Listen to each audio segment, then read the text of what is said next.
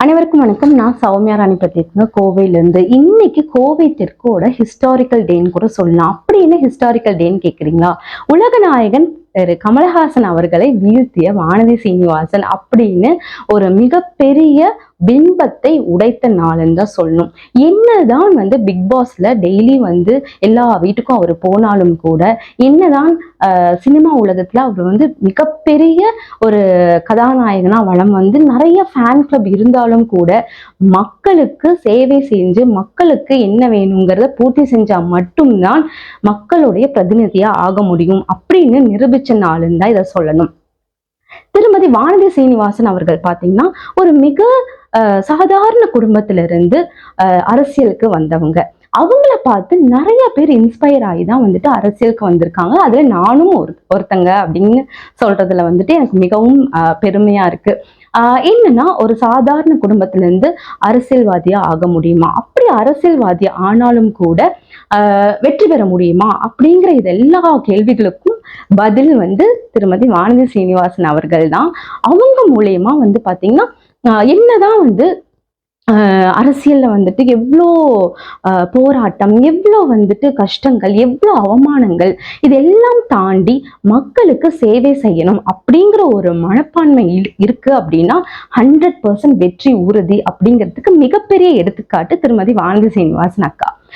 எனக்கு அக்கா கிட்ட ரொம்ப மிகவும் பிடிச்ச விஷயம்னு பாத்தீங்கன்னா, எவ்வளோ சோர்வடைஞ்சாலும் எவ்வளோ அவமானப்பட்டாலும் பட் நம்மளோட வேலை என்ன? மக்களுக்கு சேவை செய்யறது. அதுலதான் நம்ம ஸ்ட்ராங்கா இருக்கணும்.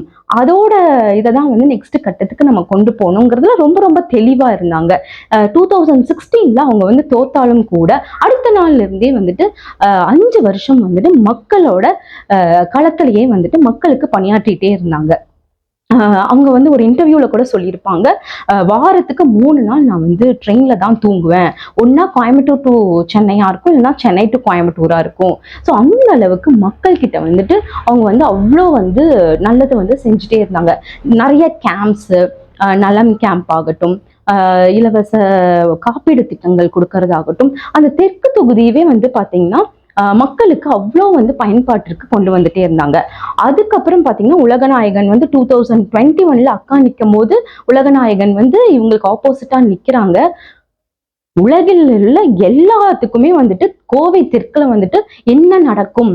ஏன்னா களத்துல பணியாற்றிய வானதி சீனிவாசன் அக்கா ஒரு புறம், உலக சினிமா உலகில மிகப்பெரிய ஒரு ஜாம்பவான் திரு கமலஹாசன் அவர்கள். ஸோ இவங்க 2 பேரும் டைரக்டா ஒரு களத்துல நிக்கிறாங்க அப்படின்னா யார் வெற்றி பெறுவாங்க அப்படிங்கிற ஒரு மிகப்பெரிய ஒரு எதிர்பார்ப்பு கோவை தெற்குல இருந்தது. பட் அக்கா மிகவும் தெளிவாக இருந்தாங்க.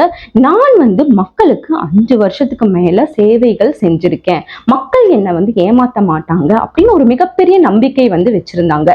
அதே மாதிரி பாத்தீங்கன்னா கோவை தெற்குல கவுண்டிங் அப்போ பாத்தீங்கன்னா மத்தியானம் வரைக்கும் லீடிங்ல கமல்ஹாசனும் திமுகவும் வந்துட்டே இருக்கு.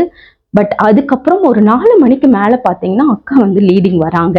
அப்பதான் அக்காவுடைய சொல், அதாவது மக்கள் என்ன ஏமாத்த மாட்டாங்க, நான் மக்களுக்கு மனப்பூர்வமா நான் வேலை செஞ்சிருக்கேன் அப்படிங்கிற ஒரு இதை அன்னைக்குதான் கண் கூட நாங்க எல்லாம் பார்த்தோம்.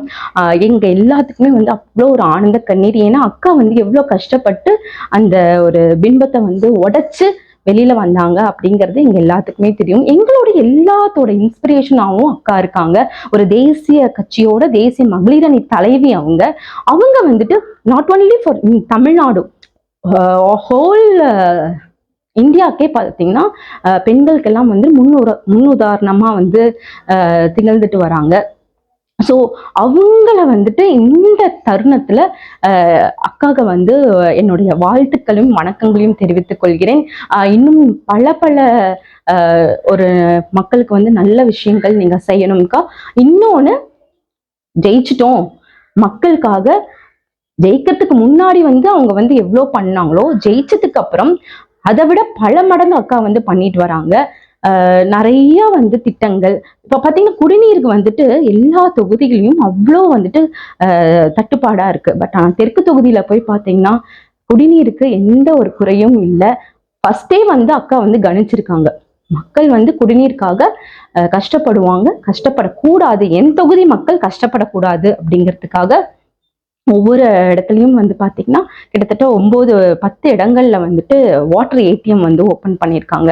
அக்கா இந்த மாதிரி வந்துட்டு நிறைய விஷயங்கள் இன்னும் மக்களுக்காக செய்யணும் அப்படின்னு வாழ்த்துகிறேன். நன்றி, வணக்கம்.